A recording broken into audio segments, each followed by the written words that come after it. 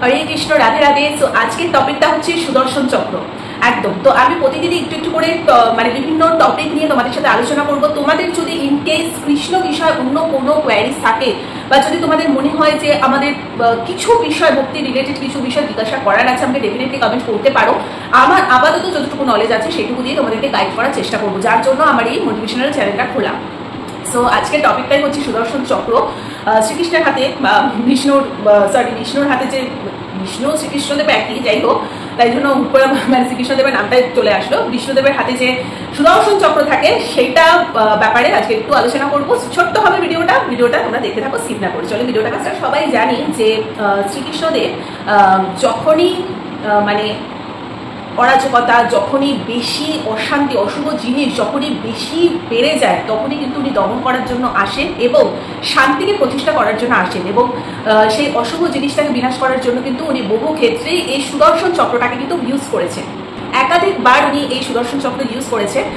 যেমন সমুদ্র মন্থনের সময় অমৃত চুরির চেষ্টাকারী রাহুর মুন্ডু কাটা, তারপর হচ্ছে মহাভারতের শিশুপালের বধ, তারপর হচ্ছে মাতার সতীর দেহকে টুকরো টুকরো করে ভাগ করে বিভিন্ন সতীপীঠ গড়ে তোলা। বিভিন্ন টাইমে উনি যখন মনে করেছেন যে সেই তাণ্ডব, সেই অশুভ জিনিসটাকে মানে থামানো দরকার, সেই এরকম বহু সময় কিন্তু উনি সুদর্শন চক্রটাকে ইউজ করে থাকেন। এই সুদর্শন চক্রটা কি মানে কি দিয়ে তৈরি সেটা নিয়ে এখন আমি বলবো। 108টি ধারালো দাঁতযুক্ত একটি চক্র, ঠিক আছে। আর এই চক্র তৈরি করেছিলেন স্বয়ং বিশ্বকর্মা। তিনি সূর্যের তেজ থেকে মূলত এই সুদর্শন চক্রটি নির্মাণ করেছিলেন। বিশ্ব ব্রহ্মাণ্ডের মধ্যে সবচেয়ে শক্তিশালী অস্ত্র হলো এই সুদর্শন চক্র। এগুলো কৃষ্ণ পুরাণে কিন্তু খুব সুন্দর করে লেখা রয়েছে। তোমরা চাইলে কৃষ্ণ পুরাণ বইটাও পড়তে পারো। তো সেখানে আরো সুন্দর করে মানে সুদর্শন চক্র নিয়ে লেখা রয়েছে। তো এই যে সুদর্শন চক্রের যা মাহাত্ম্য, আজকে সুদর্শন চক্র ইউজ করে উনি অনেক অশুভ জিনিস থেকে আমাদেরকে রক্ষা করেছেন, ঠিক আছে।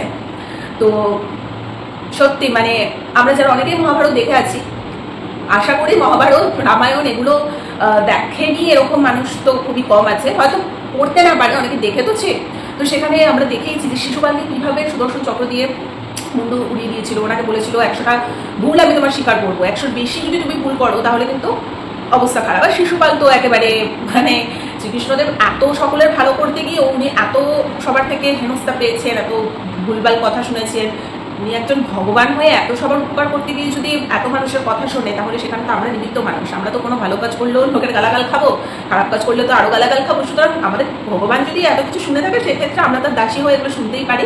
আমরা যদি সবসময় এইভাবে যদি আমরা মানে ভাবি না যে আমাদের ভগবান যদি একটা স্টেজে গিয়ে এত লাঞ্ছনা গঞ্জনা সবার ভালো করতে গিয়ে তাও এত মানুষ তার প্রতি হিংসায় এত কিছু করেছে, তাহলে সেই জায়গায় আমাদের সাথে যারা করে, তো আমরা তো নিমিত্ত মানুষ। উনি এত কিছু সহ্য করতে পারলে আমরাও পারবো। তো সেই সময় শিশুপালকে কিন্তু 100টা ভুল উনি বলেছিলেন যে আমি ক্ষমা করবো, কিন্তু শিশুপাল তো একের পর এক বদনাম করেই যাচ্ছে শ্রীকৃষ্ণদেবের। তখন 100টা কখন পার হয়ে গেছে ও নিজেও বুঝতে পারিনি। তো সেই সময় ওর সুদর্শন চক্র দিয়ে একদম ফিনিশ। তো এরকম বহু, তারপরে সতী যে দেহ টুকরো টুকরো করে কেটেছিল, কারণ ওই সিচুয়েশনটা আই থিঙ্ক সবাই জানো। তো এটাই ছিল টোটাল সুদর্শন চক্র নিয়ে একটা ছোট্ট ইনফরমেশন তোমাদের সাথে দিলাম। যদি এরকম টুকটাক কোনো ভিডিও আরো বাড়িয়ে দিতে হয় আমাকে ডেফিনেটলি বলো। আজকের মতো ভিডিওটা এখানেই এড করে দিচ্ছি। ভালো লেগে থাকলে লাইক কমেন্ট শেয়ার সাবস্ক্রাইব করে দিও। সকলে ভালো থেকো এবং সকলে মহামন্ত্র জপ করতে থেকো, নাম জপ করতে থেকো। হরে কৃষ্ণ কৃষ্ণ কৃষ্ণ হরে হরে, হরে রাম রাম রাম হরে হরে, রাধে রাধে।